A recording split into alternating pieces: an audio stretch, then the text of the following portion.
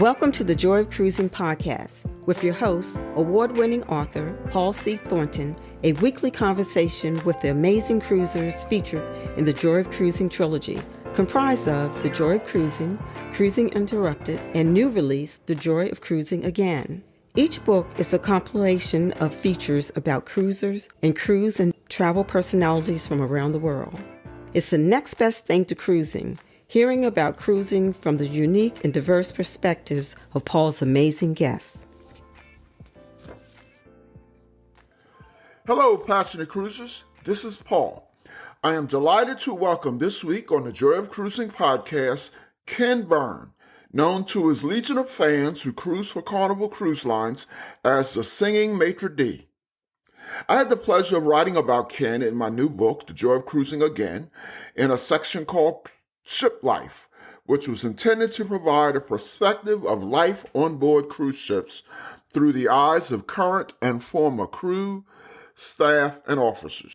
Ken Byrne is a consummate professional within the hospitality industry.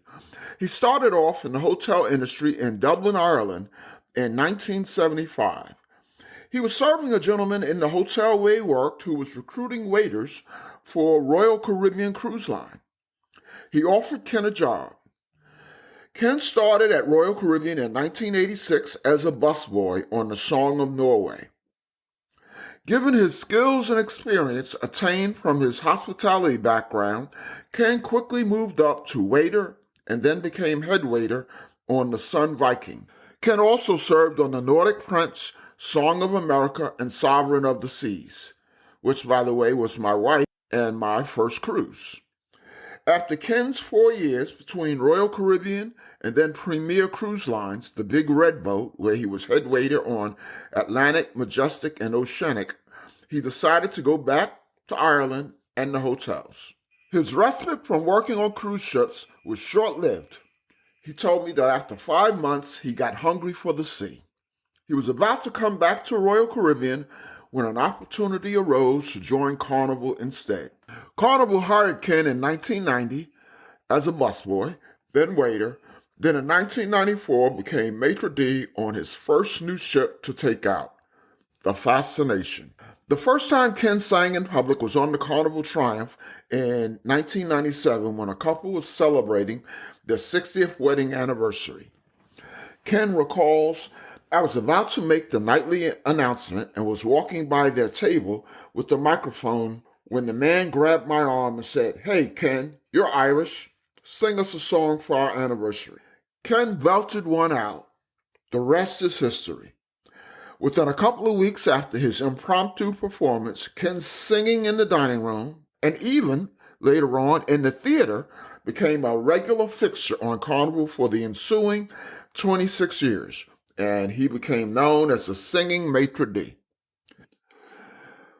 Welcome, Ken, to the Joy of Cruising podcast. Thank you, Paul. Pleasure to be here. So how you doing?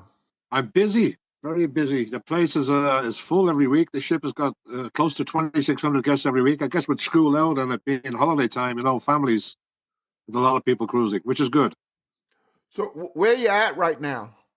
We're down around the Bahamas on the island of Princess Cay. We have two sister islands. We visit Princess Cay and Half Moon Cay, so we alternate between cruises. So we're in Princess Cay this morning.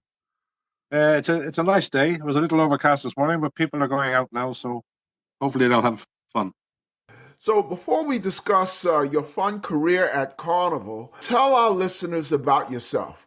Where you're from, where do you live, talk about your background, anything you would like to share. Well, my name is Ken Byrne. Of course, as you know, I'm known as the Singing Maître D. I got that while working on board ships and singing in the restaurants during dinner. I'm from Dublin, Ireland. I'm presently living in Donegal. Recently, I've moved to Donegal, which is up in the northwest, very beautiful part of Ireland. And during the pandemic, and that for 3 or 4 years, I was living in Croatia, in the northern part of Croatia, about 90 kilometers north of Zagreb. Of course, as I say, born in Dublin, I've been in the hotel business all my life. And then I started ships quite young. One gentleman was recruiting for waiters on Royal Caribbean way back in the early 80s, and I took a job. And that's what started it off, and I'm kind of still here, you know. Now, before you took that job at Royal, had you cruised? No, the only thing I've done was got the ferry from Dublin to Holyhead. That's all, you know. Mm-hmm. Mm-hmm. So, what was that like on your first cruise ship? It was actually it was very different to the hotels and restaurant service. It was very daunting, you know. But I got used to it, you know. You start off and you start off as a busboy, and then you move up to waiter. It all depends on your capabilities and that, you know. So I wasn't too slow moving up. I moved up quite quickly. Now that must have been difficult, being a consummate hospitality professional, and then all of a sudden you're back to being a busboy. Yeah, yeah, that's right. Yeah, yeah. I've done that twice actually in my career because when I moved from Royal Caribbean over to Carnival, I was a head waiter already at Royal Caribbean. Then I had to start at Carnival. I had to come down as a busboy, which I'd done for about 3 weeks, and then I was a head waiter in no time. You know. So talk about that. You started with Royal Caribbean. Take us through the progression of your career at Carnival.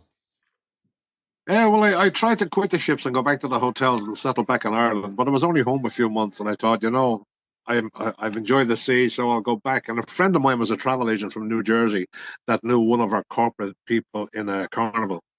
And she mentioned my name to him, Mr. Natko Nincevic, and Lord rest his soul, he then hired me in 1990 on the Carnival holiday as a busboy, you know.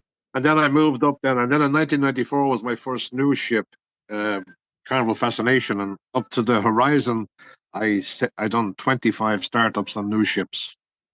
Then you became the Singing Maitre D. First, talk about that fateful night on the Triumph when you were pressed into service as a singer. Yeah, I was about to make a nightly announcement. Was a couple celebrating a 60th wedding anniversary, and then as I passed by, the guy grabbed my arm. He says, "Hey, Ken, you're Irish. Sing us a song for my anniversary." And I started to sing a cappella. And it was after that evening one of the waiters said to me, "Hey, boss, you should sing. That sounded good." So then I started to use it as a tool that when I sang, the waiters had 3, 4, or 5 minutes before they got ready to do their little showtime. And that's how that started. What song did you sing for that couple? The way you look tonight, I sang. I don't know why. I guess it was a love song, and I still sing it. It's one of my favorites. Now, that is that a Sinatra song? It's a Sinatra song, but it's been sung by many of the crooners. But Sinatra did sing it, you Hmm. know. Hmm. Now, on a lot of videos and imagery of you performing, you kind of adopt a Frank Sinatra persona. I have even read about fans who hear a Sinatra song on the speaker and think it's Old Blue Eyes and then realize it's you singing live. Talk about your connection, your adoration for Frank Sinatra. Well, growing up in Ireland, my mother, and thankfully she's going to be 90 next Monday. My mother she was a big Sinatra fan and a big Perry Como fan, and she played all those songs, and we all as kids learned all those songs. And as you got older, of course, I went the rock and roll road for a while, but then as I got a little bit older, I came back to the Great American Songbook, and I knew all the songs. And it's funny when I do sing, you can't hear the 33s and the thirds of the Irish accent, right? So it's a nice compliment that people do say that, you know. By the way, happy birthday to your mom. Thank you, buddy. Appreciate it, man. Now, one day I was researching you on YouTube and I came across a video of you performing, but not in the dining room. You are actually performing in the ship's theater. Talk about that. Yeah, I got an opportunity from one of our cruise directors, Jamie Deitch. She gave me the opportunity to do a showtime. I said, "Oh, okay." So I said, "Why not?" In the past, I had sang a song here and a song there, but to do a full show, she gave me that opportunity, and I actually done two shows in 2 days that time, Hmm. two full theaters, and it was great. And since then, I've probably done, I suppose, 10 or 12. Now, what was the circumstances that she gave you the opportunity to sing in the auditorium?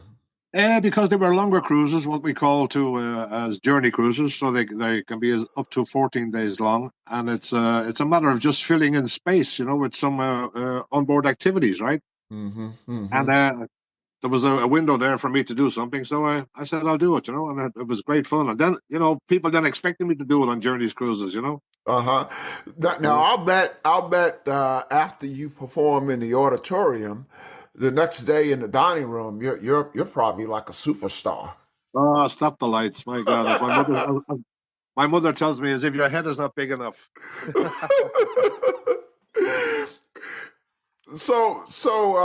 I know that you are often chosen to open new ships. Now, I don't know if that's because of your long time experience as a maitre d, or because of your ability to perform.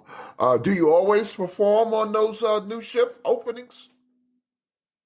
Yeah, that's how it all started off. It was a compilation of a lot, your hospitality skills, your personality, your singing, your teamwork, working with people and getting on well together and getting the job done. And and I went from one ship to the next ship, and all of a sudden I've done 25 startups, and the Carnival Horizon being my last one. Now the ships are a lot bigger, of course, and I'm a lot older, so it's better. There's a lot of young guys there now starting up the ships, which are great guys, which were my whalers actually, and then some wonderful lads setting up the big ships now, like you got your mega class Mardi Gras Celebration Jubilee coming out now, 7,500 people. So all these kids are doing great jobs on them ships now. So what would you say are some of the highlights of your performances on Carnival? Would it be auditorium performances or singing for a particular audience? Give me a couple of highlights. Yeah, well, of course, there was a startup of this ship here. The Carnival Legend was escorting Dame Judith Dench to dinner. She was our godmother, and then of course you had the Horizon, my last ship, where I sang to Queen Latifah, which was also marvelous. It was great, and she got great fun out of it. Hmm. She was clapping me on and singing along and dancing away to New York, New York, in New York on the Carnival Horizon. Uh-huh. That was They're probably some of the highlights. Very good. Very good. Now, let's shift gears a little bit. How do you spend your time when not on the ocean? When I'm home on vacation, well, the contract is 6 months on and 2 months off, more or less. I mean, you're home for 2 months, and it actually goes fast, but you spend a lot of time with family. I like to visit markets and do a lot of cooking. I like to do a lot of gardening. I like to go to my local football, soccer teams. I go horse racing if I can. So that type of thing keeps me going. I know you're a big football fan. Who's your team? I am. I am. I'm a Manchester City fan. Yes, yes. What about singing? Do you ever sing off the ship? Yes, I have sang in Dublin City with some of the great Hot House Big Band, in one of the Mercantile hotels, live with a 17-piece Hmm. orchestra. Hmm. I've sang in a couple of local bars with small quartets, and I've done a lot of Irish singing, which is Irish ballads and that. So there's always room for a song. Now, I know the pandemic lockdown was tough for you and your crew. You did a little singing, but it was tough, right? How did it affect you personally? Yeah, the shutdown was really tough, but Carnival doing a great job getting everybody home, number one. But little did we know what was ahead of us. I was out of work for 19 months. Wow.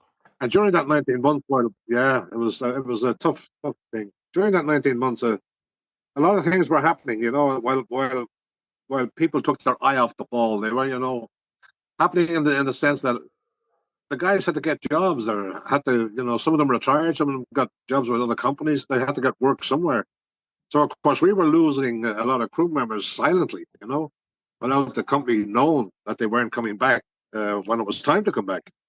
And of course, I had the visa backup was huge because the guys never got their visas done until the last minute, and then and that was globally. So it was a real tough startup coming Hmm. back, but it was great to get back. Obviously, there was CDC regulations, obviously put in place with our own SOPs, which is our senior operational Hmm. procedures with cohort dining and isolation cabins and all that type of stuff, and having to adapt to all that type of service.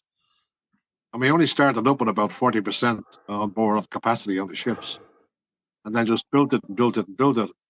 And of course, everything was more expensive, from the vendors. The produce was more expensive, the meats. So everything had to change on the menus. Portion sizes, reduction. So, and that's not only on ships. That's I'm sure that was in all businesses, right? And I know it was tough. You had a lot of training to do because so many, as you mentioned, so many of the dining staff had moved on, and so coming back, I suspect there's a lot of new people. A lot of new people, and a lot of new people moved up to higher positions quite fast. So it was an ongoing process, right? The kids moved up from assistant servers to assistant team servers to team servers to team head waiters. And I remember when I interviewed you for the Joy of Cruising again.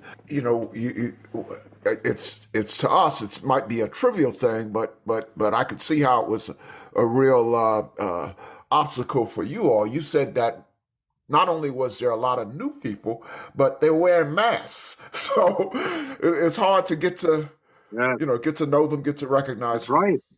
That's for sure. That's for sure. You were just looking at them from the eyes up, and that was it, right? It was really challenging, but we got over it, and thankfully it's coming back now. We're at least 90%, nearly 100% now. It's getting back now. Our menus are getting back together. Things are changing.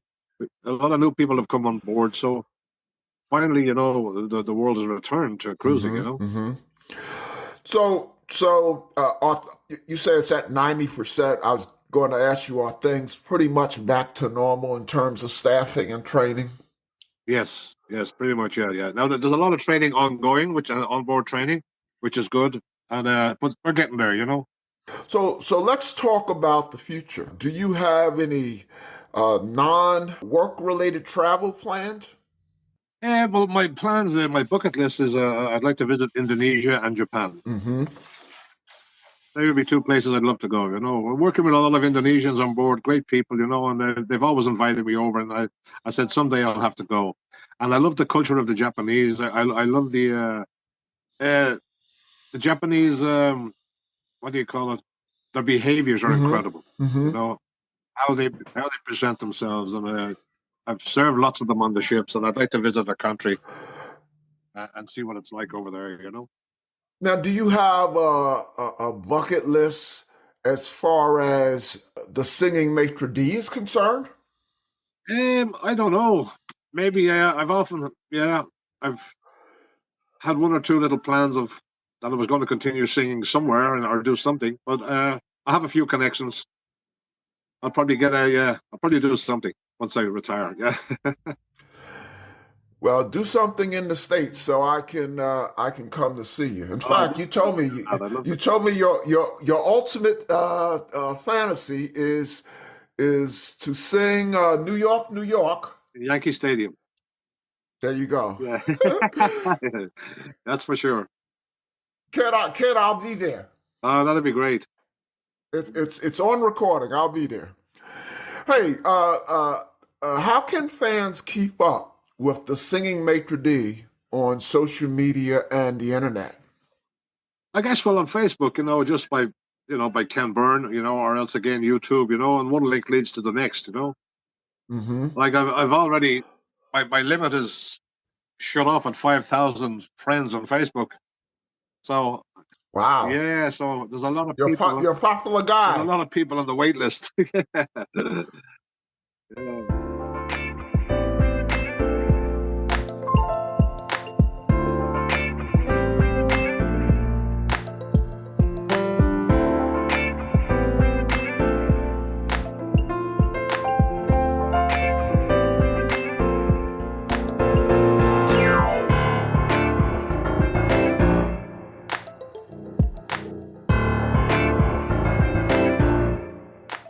Well, for the listeners, go to YouTube and just search on Ken Byrne, because there's a lot of fun videos, and you'll see why I mentioned Ken's adopting the Frank Sinatra persona.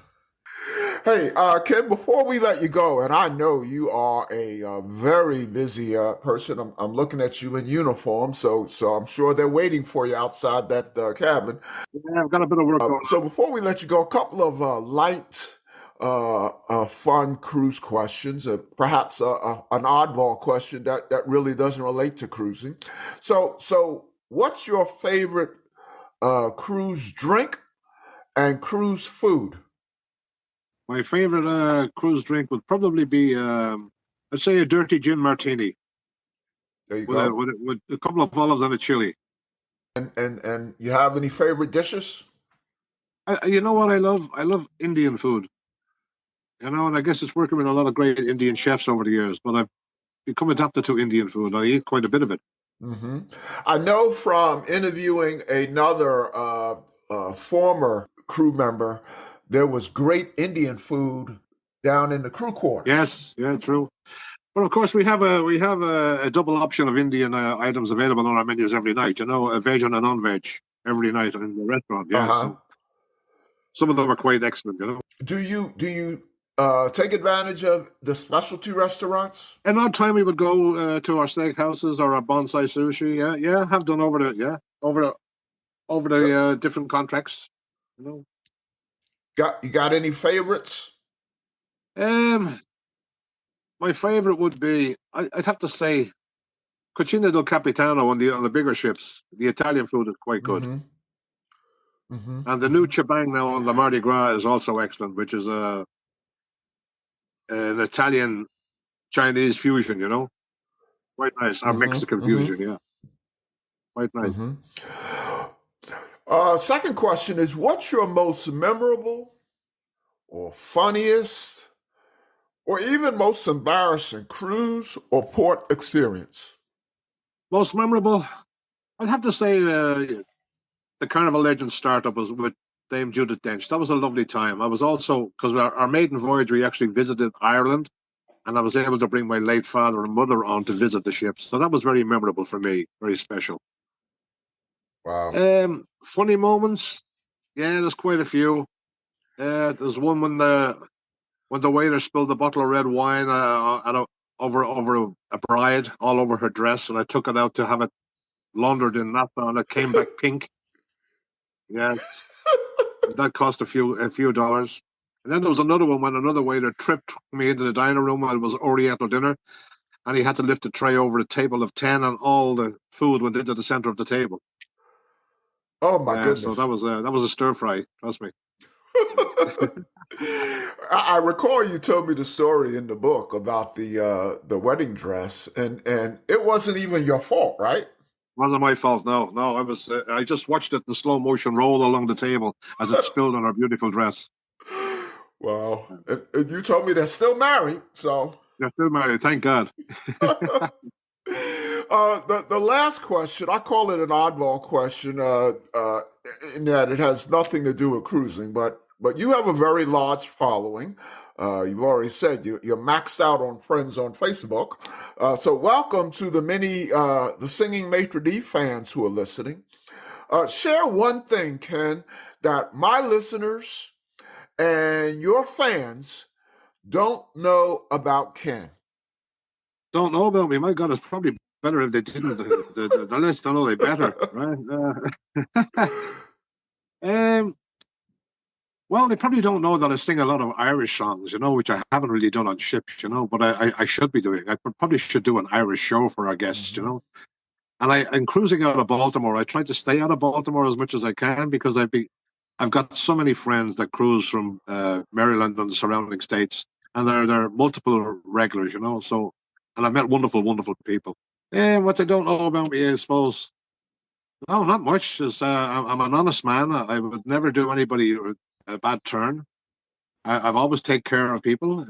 If people ask me for tables and I don't have a table, that means I don't have a Mhm. table. If I have it, I give it to Mhm. them. Mhm. And that's the way I am. I like to take care of people.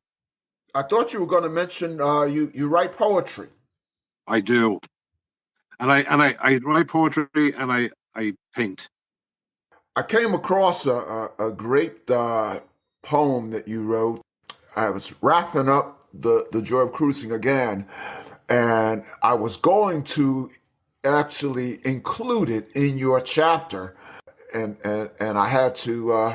It hit the cutting room floor because I needed to cut some pages out of the book. But so again, for those of you who get in touch with Ken or look at his feed, every once in a while he drops a gem of his poetry. So check it out. Look out for it. Yeah, one of the favorites was The Day the World Stood Still was 9/11, and that was a very That's the popular one. poem, That's the one that I saw, and I said, "Wait a minute!" And I reached out to you. I said, "Did you write this?"